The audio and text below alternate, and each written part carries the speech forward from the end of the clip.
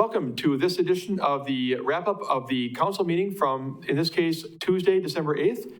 I'm Steve Barg, I'm the city administrator. I'm here with Mayor Bob McManus, and we'll be taking questions, and Mike Warren from WDLB will be asking us what happened last night and what it means. Mike, take it away. All right, Steve, thank you. Common Council meeting, Tuesday, December 8th. Not much on the agenda, but Mayor, I wanted to come to you about, I guess, really the main point of discussion at that meeting centered around a presentation regarding Marshfield Utilities, which it was basically a building update. They're proposing a new facility, which maybe you can kind of highlight a little bit and kind of review what you heard during that update. And also, you know, sort of like what's happened, you know, what was the update, and now what was the future update, sort of? What did they tell you what's coming up in regards to that project? Maybe you could start there. Sure. Well, they've been working on this project for quite some time, and they worked diligently, Nick did, with Justin Casperson, because part of this, and they looked at different places to go to. So it's always been that the utility has been very cost conscious of what they need to do. They knew they needed something different because the facility that they're in right now it's just not functional anymore. It's a very, very old building and it's not functional. So they looked at a lot of different things. Do they rebuild where they are? Do they update what they have? Do they buy something land brand new and build something new? Do they take over existing buildings? What do they do? So they did a long, exhausting study there, and it came down to the fact of their current location is the one most suitable, because even if they could buy something different, moving those big electrical things that they have and everything would be just cost prohibitive. So they did come up with a design for to stay at the same place they are now. It will be able to house all of their vehicles. It's a very large facility. And they are very, certainly with what we've learned this year is be very, really understand that there could be different flus and cold seasons. And so make sure that the building that you do have is good for social distancing and things like that. So they made some modifications. They've gone through to get every approval you could possibly think of. I believe there's been DNR. They had to go through the Utility Commission. They made some adjustments to everything because some of the council members, when it came before, were concerned, do we really need that big of a lobby? You know, especially with what we've learned over the last 6-7 months with COVID is there's more and more people working remotely. So do we need that? And what we know in that building is it is a very large building, but it will house all the vehicles and equipment that we have. So from that aspect, it's very good. And now they're down to, now they're actually ready to go for funding. So they will be actually coming back to the first council meeting in January. I believe that's January 12th. But in our first meeting in January, and they will be coming, I believe, looking for authorization for funding. Now, what's very important to know is that the city, we are not taking out loans. We're just basically allowing them to bond. So they will take out those loans. The presentation, though, was very, very good. And if you didn't get a chance to watch it, I would really encourage you to go back and watch the council meeting from, the December 8th, and watch the presentation. You know, I don't think what people realize is that in our area, when we hear that when they do this building, there could be a 3 to 4% increase in rate that would hit, I believe they said, in 2023. And so that could be a 3 to 4% hit. But what I don't think a lot of citizens understand is Marshfield Utilities is in the bottom 10% of rates. And when they showed that on what that meant, I mean, they did a study on what 600 watts would mean for citizens here in Marshfield Utilities. And I think it was $63 or something like that. And all of our, if you take the same thing in the different types of utilities that are all around us, they were upwards of $70, $80, $90. Somewhere, I think one was 96. So you really saw how they're really doing a great job of keeping our rates down. So the big issue is going to be, the $17 million that they're going to need to do. And I believe that's come down some, because when we've had these meetings with them before, that was an issue for the aldermen. Is there any way we can get the cost down? So now I believe it's going to be about 17 million that they're going to come back with. And like I say, they'll come back in their first council meeting. So what's important for the public to do is let your aldermen know how you're going to do it. Because a lot of times people want to know, what is their voice? Their voice is through the aldermen that they elect. And so they should call their alderman, email their alderman, or contact their alderman and just voice their opinion to them. It is, it's a large building. There's clearly a need for it.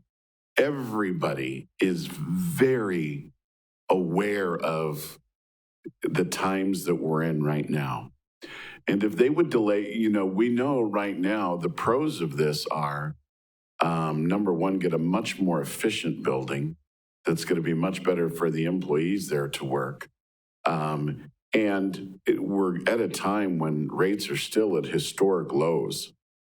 If you kick the can down the road and you don't do anything, you have no idea where interest rates are going to be 3, 4, 5 years from now. And any potential savings that you think you might have, you would lose in what you would pay with a higher interest rate. At the same time, they're asking for $17 million. So it's a big thing. It's a big purchase, and nobody is taking it lightly. So again, I'd say watch that video from December 8th so you can see the presentation, and contact your alderman. Yeah, I don't have a lot to add to what the mayor said. You covered it really well. I guess I would just say that when I came here in January of 2011, I came from the city of Ripon, where I'd been administrator. One of the very first things I heard was this idea that utilities had been talking about a new building where they could all be in one place and get more efficiencies and all that kind of stuff that was just referred to by the mayor. And that was right along with the library projects and some other things that were talked about front and center when I showed up. So it's not like it hasn't been on the docket for a long time. I know there's questions. Anytime you hear a $17.5 million building, your eyebrows naturally raise up, and you get questions about, does it have to be that big? What's the driver for some of the costs and so forth. But I think that they've done a really good job of their homework. I think that they've tried to answer the questions that the council members and others have raised over time. And so it'll come to the council for a vote in January as to whether or not they want to authorize the borrowing. The council doesn't have many points of entry into this process. One was back in January of 2020. It'll be a year, from the time they're asked for the borrowing approval, back when the council approved the money for the design, engineering, architectural, those types of things, which cost a lot of money for a $17 million building. So, I'd like to think that we've answered the questions and that they can move forward and get this improvement built. But as Bob said, if you're listening to us right now and you have concerns, feel free to contact somebody on the council or contact me. I can get you more information as well. There was a brief update too, when we talk about Marshfield Utilities, right next door, we're all well aware of the new aquatic center project that is going on the basically same piece of property that's well underway. I think, Mayor, wasn't there a bit of an update on that at the council meeting too this week in terms of how that project is progressing? What did you hear about that project? Yeah, there was, and the pictures, Justin Casperson, Director of Parks and Rec, he brought in some pictures of the development.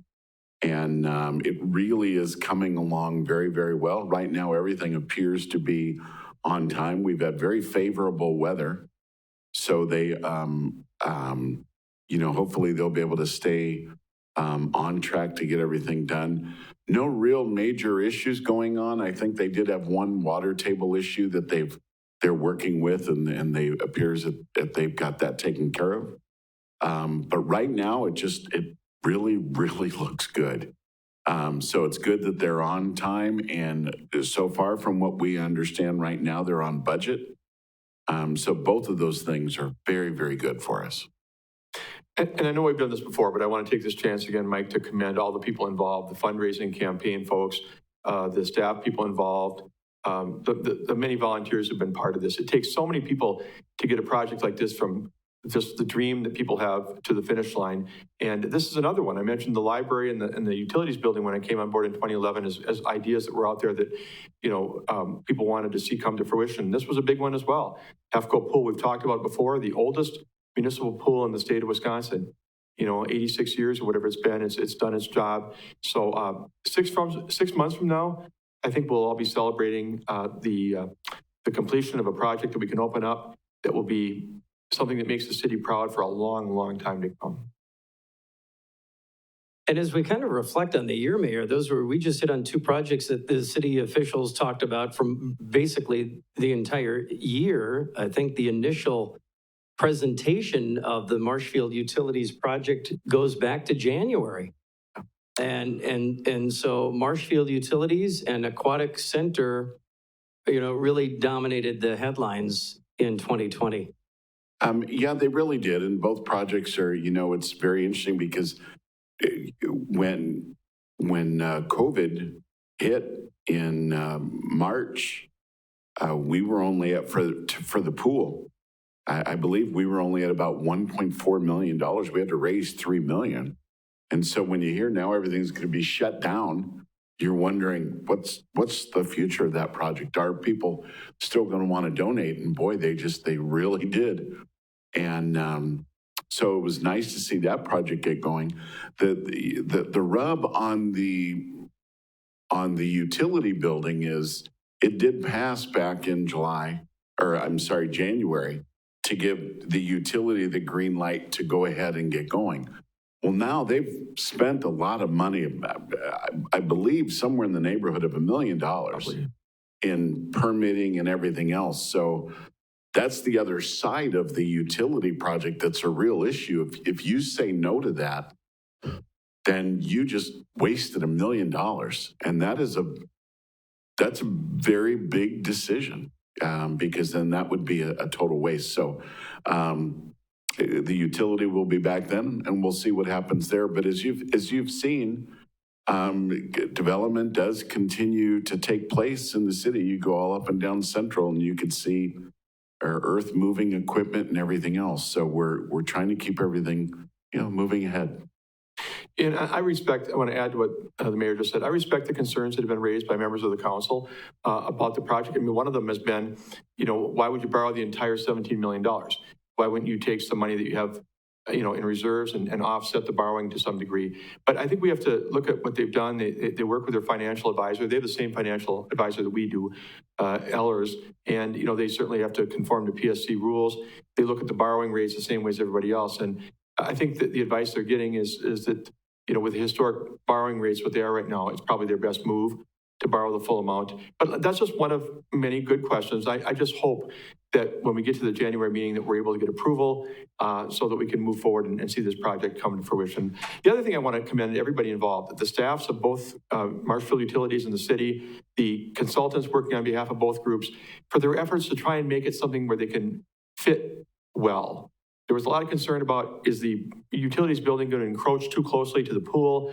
Will it feel awkward? And I think, the utilities pulled their building back just a little bit. They've tried to make the best buffer they can. It appears to me from everything I'm seeing and hearing as though these projects will coexist very nicely together. And I want to commend people who worked on that as well. All right. Were there any other highlights from the meeting itself that you wanted to mention? Well, I'll maybe touch on something real briefly, the taxi. And it's a real mundane approval, if you will, in a sense. The city signed on to a third year of this 5-year agreement, if you will, and I'll explain that in a minute, with Running Incorporated out of Viroqua. When we do an RFP and we get proposals from different providers, we kind of sign on, so to speak, for 5 years, but we really don't. It's a 1-year agreement with 4 1-year renewals. But I just want to, again, reiterate that I think that Running does a very good job. Periodically, we get concerns. I'm sure Bob does. As mayor, somebody's not picked up on time, or, how come, how come they wouldn't let me make an appointment to get picked up at that time or whatever. But I think all in all, they do a very good job. They've been great to work with. And so we want to continue that service moving forward. They've done the best they can during COVID. It's been hard to try and be compliant as a taxi service provider, and they've had to restrict some things along the way.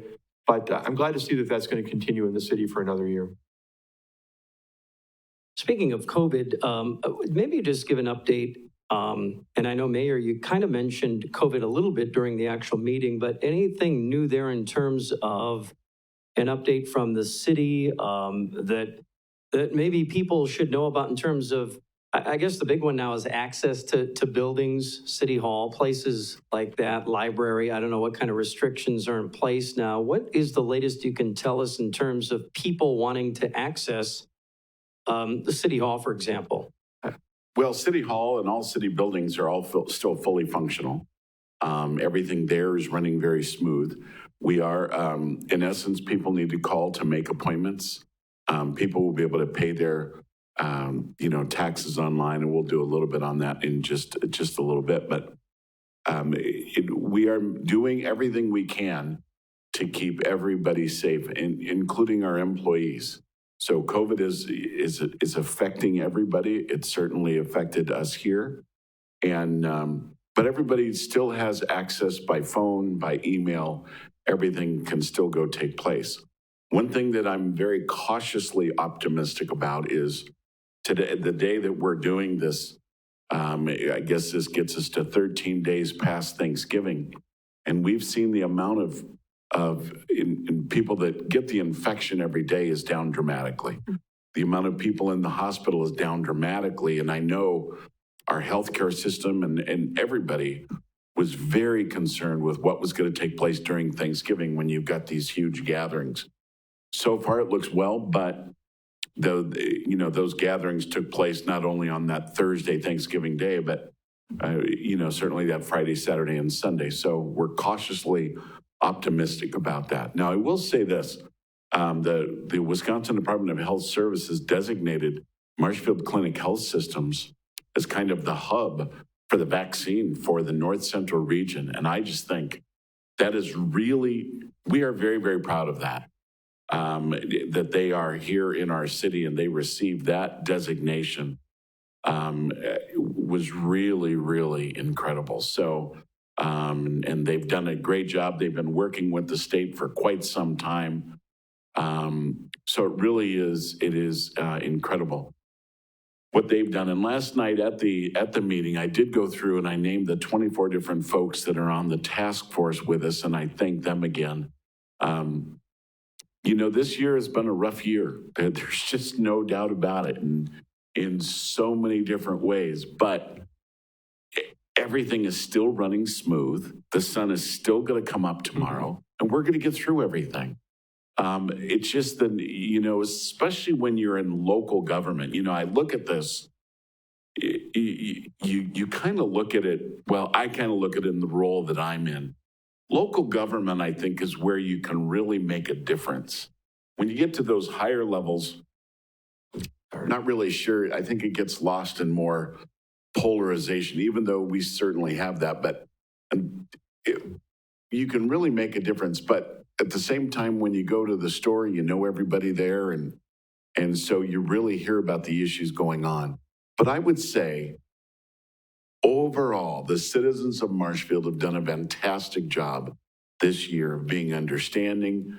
They are coming to us more and more. We're getting more and more people to come for public comment and everything. And I will tell you, the staff has had, the city staff has had just an enormous responsibility this year with, expecting more with less. We just went through the budget, and they have done a phenomenal job. So the city is running at this point very smooth. Granted, we have our issues. There's no doubt about it. But none of our issues are getting in the way of the daily running of the city. And I'm very, very proud of all the employees of the city. I think they do a great job. And when you add this monster of COVID and what that has done it's just been incredible. And we've got a great city, got great people that work for the city. Our businesses have been supported tremendously by the citizens to keep them going as best as possible. So I'm looking forward to when as I said, I'm cautiously optimistic about the numbers that are there right now. It could go either way just in a minute. So for right now, they look pretty good, and I hope people will continue to, when you go out, wear a mask. We're not wearing them right now, but we're about 10 feet apart for clarity of doing this. Of course, we don't wear them, but when we're out in public, we're always wearing masks. Wash your hands, wash them a lot. If you're sick, stay home. If your kids are sick, keep them home. Be very careful of very large gatherings. Do everything you can. We're going to get through this. It's going to take some time, but we're going to get through it. Normally when the mayor's talking, I try to figure out what I can say that can kind of supplement what he said. I think I just want to applaud at this point. I mean, just excellent job of explaining where we're at right now and talking about the support we've seen from the community, about the toughness this community has, and about the determination to get through this as a community. I mean, we are a strong city in Marshfield, and I think I'm really feeling it. The part about the access to this building, just to add kind of to what he said, you walk in, the front lobby is open, but we are close to the public as far as, in general. We'd like you to still feel free to call and make an appointment. If you need to meet with a staff person, they can meet you in a conference room that is accessible without going into the main secured part of our building. But we're doing this, for the public's good and also for our own good. I think I've reported this at previous meetings from the podium, actually, to the council, that we've seen a number of quarantines. Right now, as I talk to you, we have a number of employees, a lot of employees actually on quarantine. They're either working from home, if they're able to do that, or, we're trying to make things work out as best we can. But because they've had potential secondhand exposure or whatever to the virus. So these are hard times to service the public, but I think people are patient with us. We'll talk about the tax collection in a minute.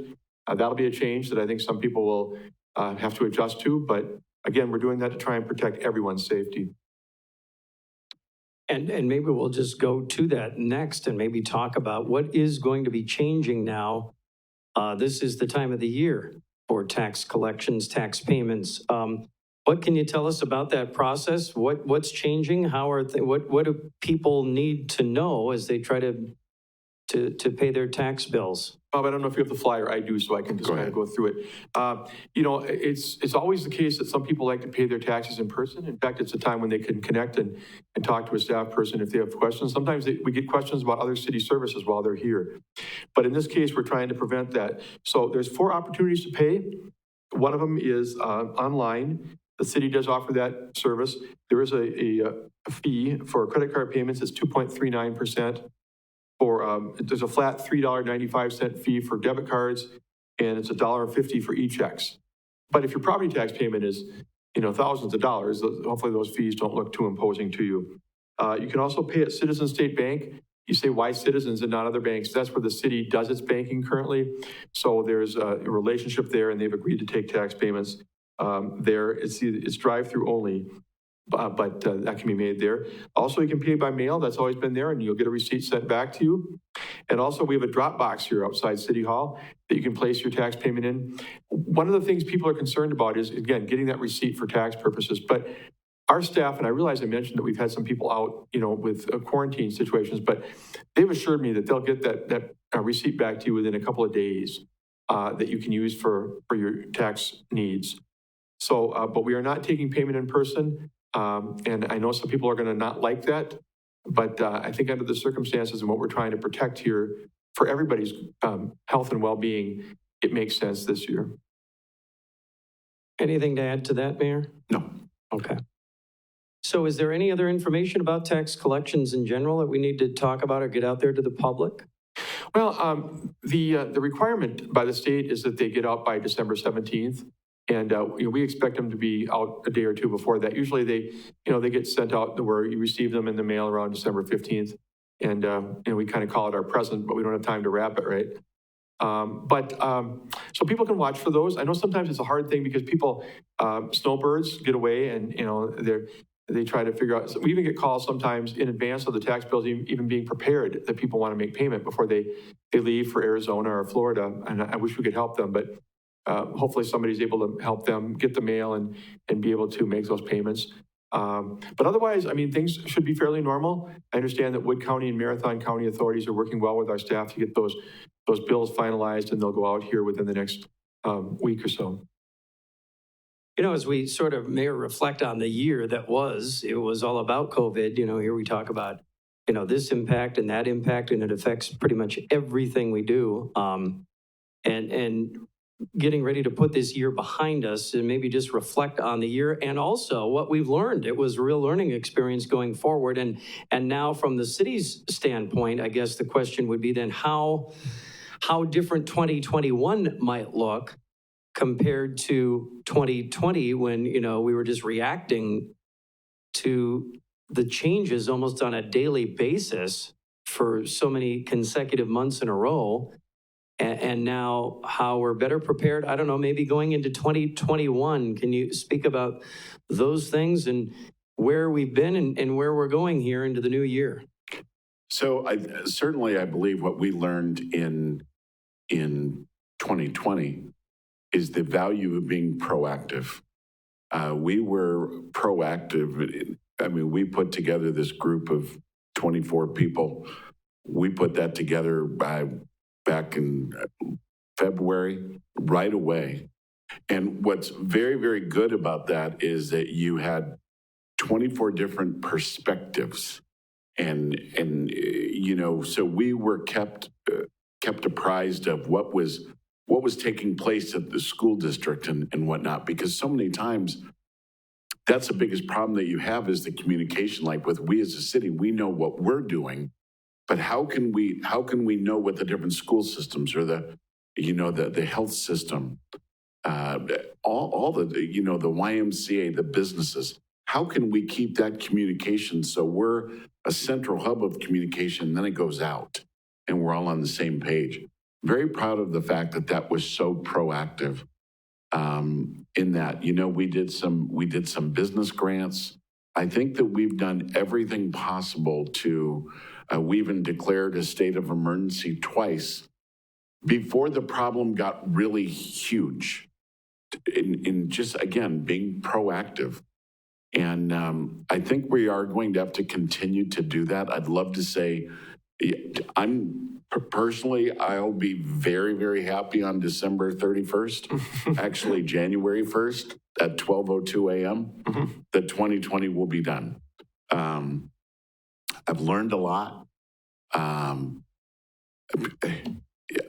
love this city, and I can't even begin to tell you how proud I am of the employees that we have in working through this, especially with everything that we have going on, COVID and everything else. It really is incredible. And my goal for 2021 is to stay as proactive and just not get complacent.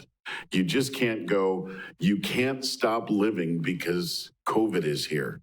You have to keep going, but you have to keep going responsibly and cautiously. And so, hopefully when they get the vaccine, people will feel safer. They will be safer. And we're going to see the challenges that goes on with people getting the vaccine. And is there going to be a rush of people? So we're just going to have to stay very, very vigilant. But we need everybody. The government does not solve the problem. The people do. Right. And I think that's very, very important. Of the representatives that are here are coming here, and the city staff, everybody's doing what they believe is in the best interest of the people. So the only way that we could do what the people want is to hear from them. And so, but government just can't, and typically we certainly see it nationally and whatnot. Government is the problem. But the solution is the people. And with what I've seen the people do in Marshfield, I cannot tell you. I hear the naysayers, I hear the complaints and things like that. I get it, I understand it. But I can't tell you for every one person that complains, I'll get 3 to 4 that say thanks and understand that this is tough times. And the people of Marshfield are very gracious.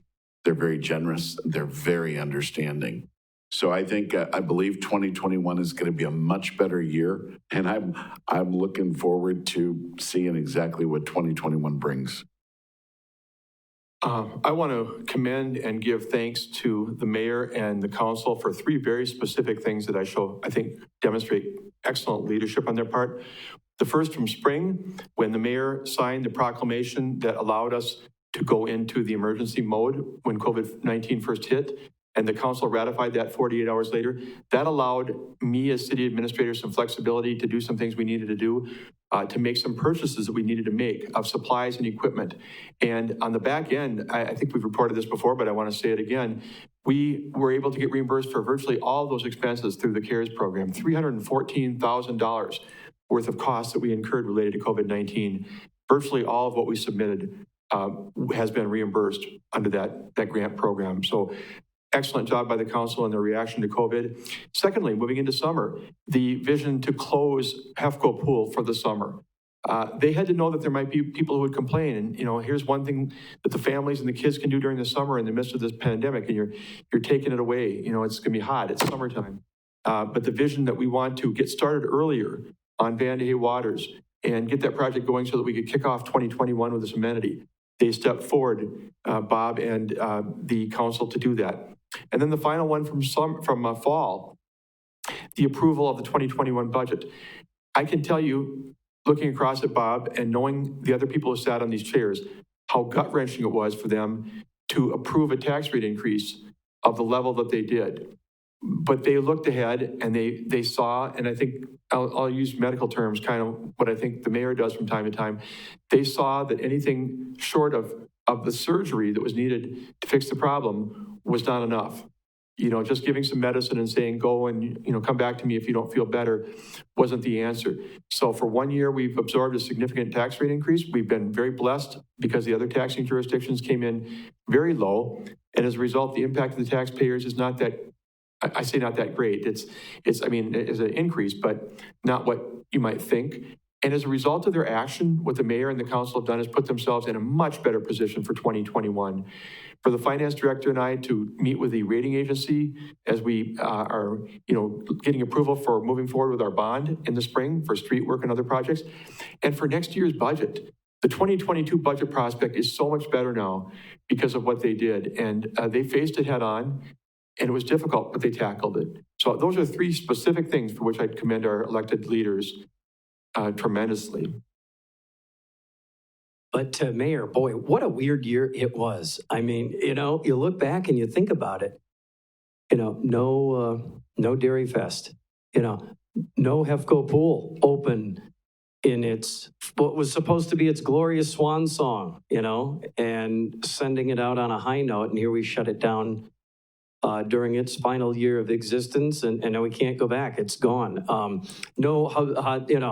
All these things, you think about Hub City Days, you think about, the holiday parade, you think about all these activities that normally bring people together that we couldn't do. And just looking back at what a weird year, and maybe it's still too early to know how normal 2021 might be in terms of those events that normally bring us together as a community, right? There's still many uncertainties and unanswered questions that remain to be seen. The only thing that we know is that we're prepared for more of the unknown. You're exactly right. And it's there's in the mayor's handbook, there's nothing there about a pandemic, that's for sure. And it is a very, very difficult thing. We don't take it lightly. Certainly, we've got the real fears of, and a reality of COVID being this, it's devastating. There's just no doubt about it. It is taxed our healthcare workers and everything out, and we have to be diligent, and we have to work with that. And at the same time that you're doing that, you have to be cognizant of the fact of we have businesses that have to survive. and how you, and so far, we've been very lucky here in the Marshfield area. I mean, you're looking at things nationally, and we're having much better ability to get through that. And the third component, and it's one that I tell you what, I lose sleep over all the time, is I'm very, very concerned about the mental health aspect of what this is doing to people. As you said, that can't go to the Dairy Fest, can't go to they can't go play cards with their friends. They're too scared to go to the senior center, or we don't know what's going to happen with them. And so there's no vaccine for that type of loneliness. And so how you juggle all of these, because they're all real and they're happening at the same time. So you can't just go COVID, you can't just go the loneliness, you can't just go business. You somehow have to juggle this all, and it is difficult to do. However, again, I get down to the resilience of the Marshfield people. We're going to get through this. We really will. It's going to take everybody. It really, really is. What I want the citizens to know is that your elected officials and the city staff, the people are the boss. We are the servants. And I think that's very, very important for them to know, that how much we need to hear from them so that we make the decisions, we make the right decisions. As Steve said, when we were going through the budget one, I mean, it was, all of the meetings were quite, volatile isn't the right word. We were searching, what's the right thing to do? And on the night of the vote, I mean, everybody wanted to throw up, even though we knew what needed to be done. And now that it's done, it is the right decision. And I'm really, I'm holding Steve to it that next year's budget is going to be easier, and that we're in a better position. I know we'll be in a better position with Moody's.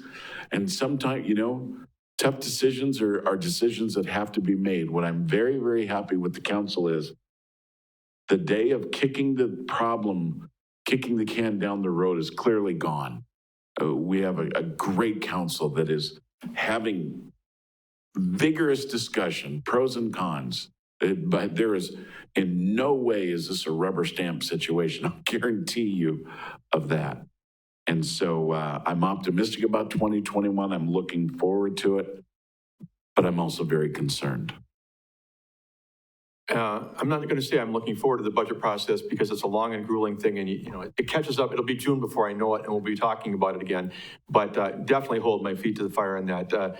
That is the step that the council took was significant, and we definitely want to follow on those footsteps going forward, and continue in a better place, continue working toward where we want to be. But that step was so huge, and I'm so proud of the council. All right, anything else? No. All right, Steve Barg, our city administrator, Mayor Bob McManus, thank you for joining us. And thank you, Mike, and thank all of you for watching this report. Again, this is a summary of the council meeting from Tuesday night, December 8th. Thank you.